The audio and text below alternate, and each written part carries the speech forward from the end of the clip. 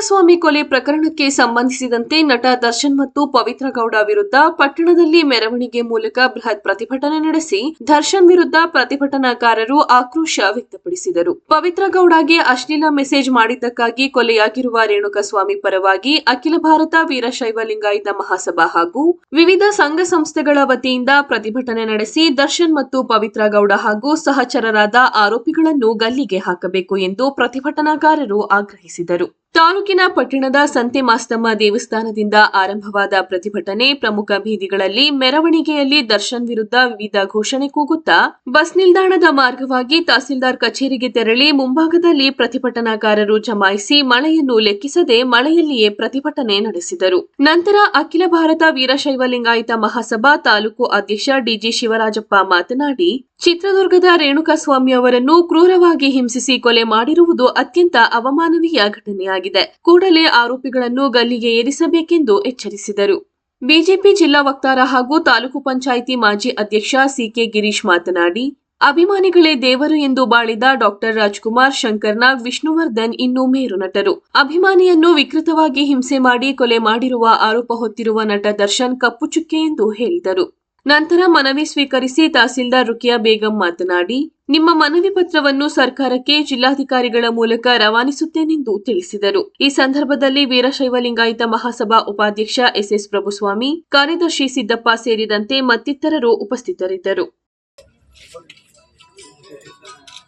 ಘಟಕ ಹಾಗೂ ಸಂಘ ಸಂಸ್ಥೆಗಳ ಒಕ್ಕೂಟದೊಂದಿಗೆ ಏನು ರೇಣುಕಾ ಸ್ವಾಮಿಯ ಹತ್ಯೆಯನ್ನು ಖಂಡಿಸಿ ಸಮಾಜದ ಎಲ್ಲ ಬಂಧುಗಳು ಸಂಘ ಸಂಸ್ಥೆಗಳು ಈ ಒಂದು ಪ್ರತಿಭಟನೆ ಕರೆಯನ್ನು ಕೊಟ್ಟಿದ್ದು, ಈ ಕರೆಗೆ ಹೋಗೊಟ್ಟು ಎಲ್ಲ ಸಮಾಜದ ಬಂಧುಗಳು, ಹಿರಿಯರು, ಗೋ ಮುಖಂಡರು, ಮಹಿಳೆಯರು ಎಲ್ಲರೂ ಆಗಮಿಸಿದ್ದಾರೆ. ಏನು ರೇಣುಕಾ ಸ್ವಾಮಿನ ಒಂದು ಕ್ಷುಲ್ಲಕ ಕಾರಣಕ್ಕಾಗಿ ಏನು ಚಿತ್ರನಟ ದರ್ಶನ್ ಹಾಗೂ ಪವಿತ್ರ ಗೌಡ ಸಂಘ ಇನ್ನೂ ಇತರರು ಸಹಚರರೊಂದಿಗೆ ಏನು ಒಂದು ಗುಡಿಸಲಿನಲ್ಲಿ ಕೂಡಿ ಕರೆಸಿ ಅವ್ರನ್ನ ಕಿಡ್ನಾಪ್ ಮಾಡಿ ಅವರನ್ನ ಏನು ಯಾರು ಕ್ರೂರ ರೀತಿಯಲ್ಲಿ ಹತ್ಯೆ ಮಾಡಿದ್ದಾರೆ. ನಾವು ಟಿವಿಲಿ ನೋಡ್ದು, ಅಲ್ಲಿ ನೋಡದೆ ಹೋದ್ರೆ ಅದಂತ ನೋಡ್ಬಿಟ್ರೆ ನಮಗೂ ಕಣ್ಣೀರು ಬರ್ತದೆ. ಅವ್ರ ಮನೆಯವ್ರು ಯಾವ ರೀತಿ ನಡ್ಕೋಬೇಕು ಅನ್ನೋದೇ ಕಷ್ಟ. ಆದ್ದರಿಂದ ಏನು ಒಳಗಡಕ ದರ್ಶನ್ ಅವರ ಸಹಚರರಿಗೆ ಏನು ಈಗ ನಮ್ಮ ಪೊಲೀಸ್ ಇಲಾಖೆ ಏನು ದಕ್ಷತೆಯಿಂದ ಏನು ಕಾರ್ಯವನ್ನು ನಿರ್ವಹಿಸಿದ್ದಾರೆ, ಅದಕ್ಕೆ ಎಲ್ಲ ರೀತಿಯ ಸಹಕಾರವನ್ನು ಸರ್ಕಾರ, ಮುಖ್ಯಮಂತ್ರಿಗಳಾಗಿರ್ಬೋದು, ಬೇರೆ ಇತರ ಮಂತ್ರಿಗಳಾಗಿರ್ಬೋದು, ಶಾಸಕರಾಗಿರ್ಬೋದು, ಎಲ್ಲ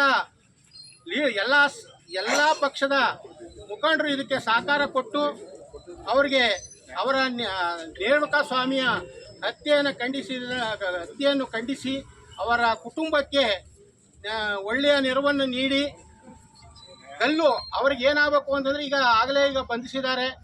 ದಕ್ಷ ಪೊಲೀಸ್ ಅಧಿಕಾರಿಗಳಾಗಿರೋದ್ರಿಂದ ಕಾನೂನು ವೃತ್ತಿ ಅದನ್ನ ಯಾವ ರೀತಿ ತಗೋಬೇಕು ಆ ರೀತಿ ತಗೊಂಡು ಹೋಗಿದ್ದಾರೆ. ಅದನ್ನು ನಾವು ಪ್ರಶಂಸಿಸುತ್ತೇವೆ.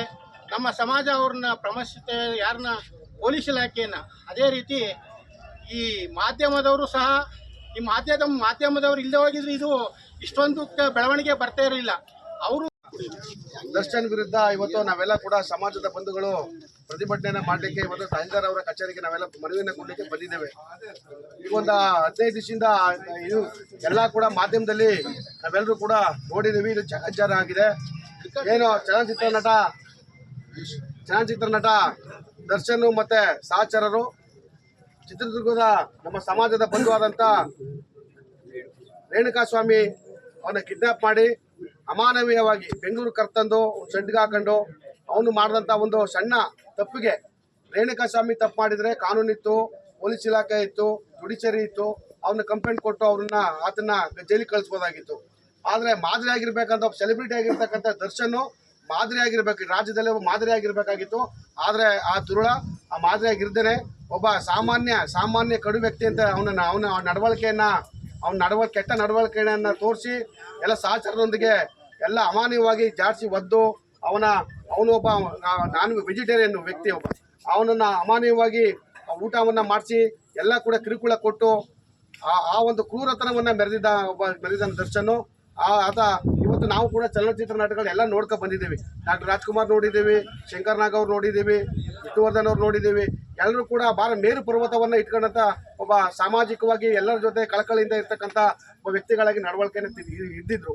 ಆದರೆ ಈ ಒಬ್ಬ ವ್ಯಕ್ತಿ ದುಡ್ಡಿನ ದುರಹಂಕಾರದಿಂದ, ದುಡ್ಡಿನ ಅಹಂನಿಂದ ನಾನು ಏನು ಮಾಡೋದು ನಡಿಬೋದು, ರಾಜ್ಯದ ನಡೆಸ್ಕೊತೀನಿ ಅಂತ ಒಂದು ದುರ್ವರ್ತನೆಯಿಂದ ಇವತ್ತು ಕಾನೂನಿನ ಕುಣಿಕೆಯಲ್ಲಿ ಸಿಕ್ಕಾಕೊಂಡು ಇವತ್ತು ಪೊಲೀಸ್ ಇಲಾಖೆ ಪೊಲೀಸ್ ಕಚೇರಿಯಿಂದ ಜುಡಿಷರಿ ಕಸ್ಟಡಿಗೆ ಟ್ರಾನ್ಸ್ಫರ್ ಮಾಡಿ, ಈಗ ನಮ್ಮ ಮನವಿ ಇನ್ನೊಂದು ಏನಪ್ಪ ಅಂದರೆ, ಇವಾಗ ಬೇಲ್ಗೆ ಅಪ್ಲಿಕೇಶನ್ ಹಾಕೋಕ್ಕೆ ಅವಕಾಶ ಇರ್ಬೋದು ಜುಡಿಷರಿ ಕಸ್ಟಡಿ ಆದಮೇಲೆ. ಅದಕ್ಕೆ ನಾನು ವಕೀಲರ ಶಾಖೆಗೆ ನಾವು ಮನವಿ ಮಾಡಬೇಕಾಗ್ತದೆ. ಯಾರು ಕೂಡ ಆತನ ಪರವಾಗಿ ವಕಾಲತ್ತು ವಹಿಸಬಾರ್ದು.